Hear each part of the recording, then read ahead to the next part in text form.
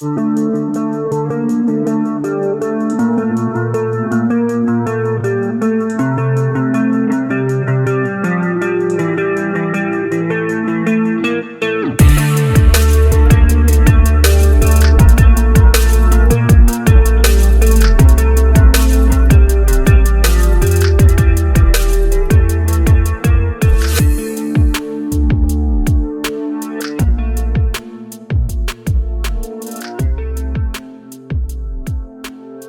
bagian ke-13 serial pelajaran Nahwu Shorof ini kita akan membahas tentang bilangan ya, atau jumlah.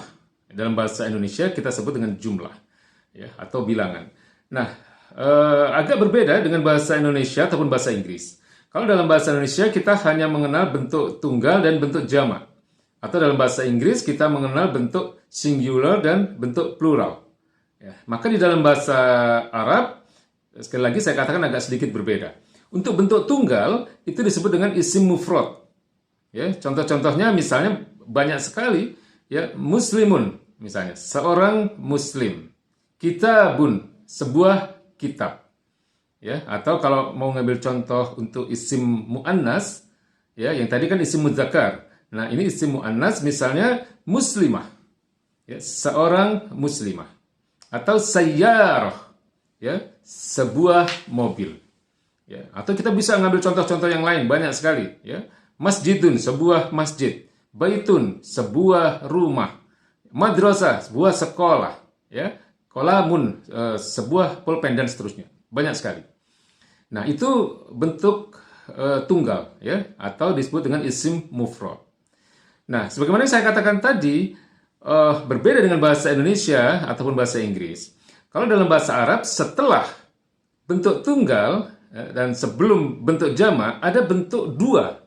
Ya, ketika kita ingin menyatakan dua benda, itu ada bentuk sendiri. Ya, nah untuk menyatakan bentuk dua ini ada beberapa pola. Ya, pola pertama, misalnya, ya,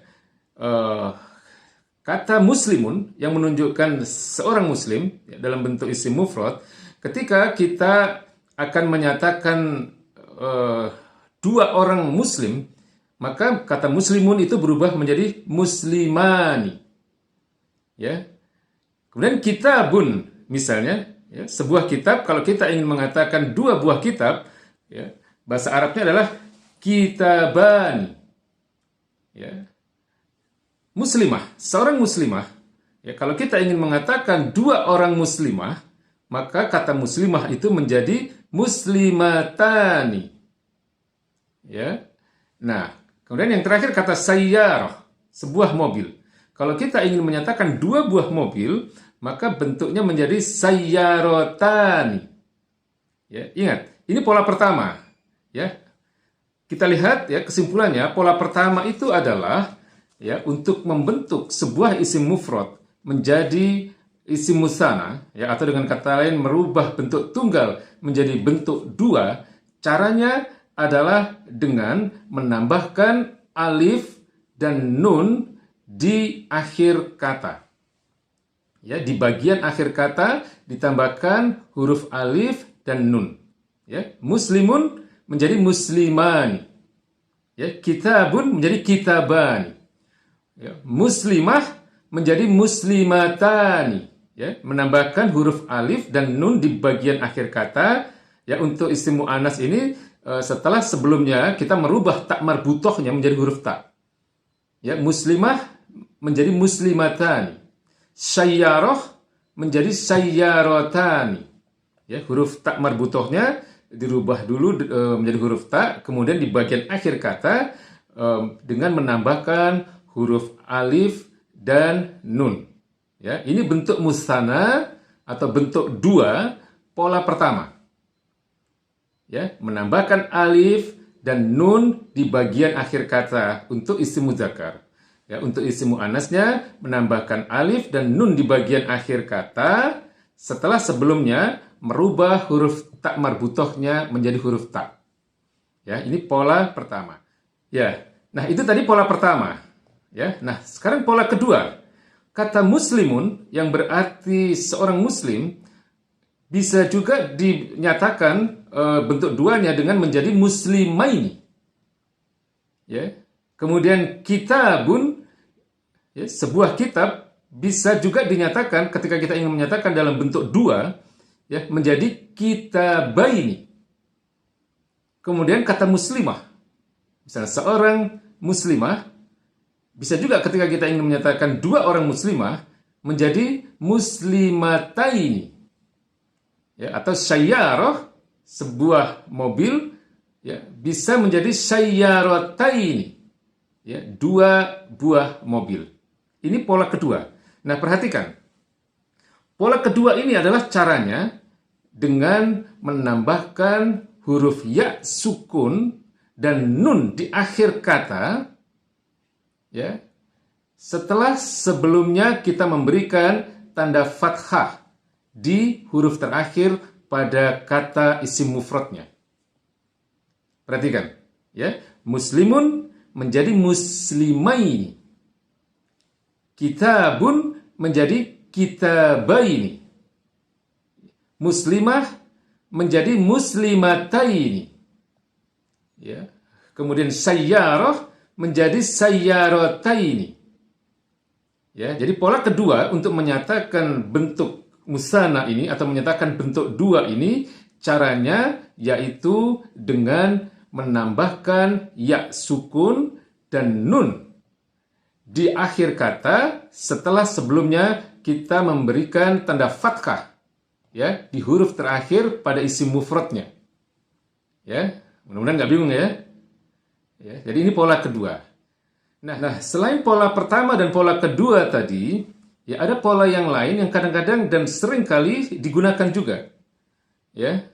Pola ketiga ini adalah khusus ketika menyatakan kepemilikan. Ya. Misalnya ketika kita ingin menyatakan dua buah bukunya, misalnya, ya. Dua buah bukunya, yang tadi awalnya ketika isim mufrad, buku adalah bahasa Arabnya adalah kitabun, maka atau kemudian ketika dia menjadi isim musanna menjadi kitabaini, ya. Maka ketika kita akan menyatakan dua buah bukunya, kata kitabaini ini menjadi kitabaihi. Ya. Kata kitabaini ini menjadi kitabaihi. Artinya adalah dua buah bukunya. Ya, dua buah bukunya. Kitabaihi. Atau sayyarah. Ya, artinya adalah sebuah mobil. Kemudian ketika kita ingin menyatakan dua buah mobil, kan tadi menjadi sayyaratani atau sayyarataini.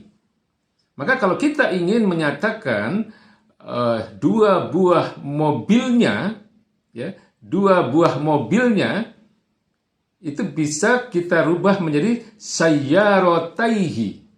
Sayyarataihi. Nah, perhatikan sekarang bahwa pola ketiga ini caranya adalah dengan menghilangkan huruf nun di akhir kata, kemudian menggantikan huruf nun itu dengan domir atau dengan kata ganti pemiliknya. Ya. Perhatikan sekali lagi, saya ingin katakan, mudah-mudahan tidak sulit untuk dipahami, bahwa pola ketiga dalam membentuk isim musanna ini, ya, adalah dengan menghilangkan nun di akhir kata, ya, kemudian menggantikan huruf nun tadi dengan isim domir atau kata ganti kepemilikan. Ya, jadi kitabaihi itu artinya adalah dua buah kitabnya, atau sayyarataihi adalah dua buah mobilnya. Ya. Jadi isim musanna, ingat ada tiga pola. Ya. Nah, sekarang yang terakhir adalah isim jamak. Ya, kata benda dalam bentuk jamak. Ya, yang paling sederhana kita bisa katakan di sini misalnya kata muslimun, seorang muslim.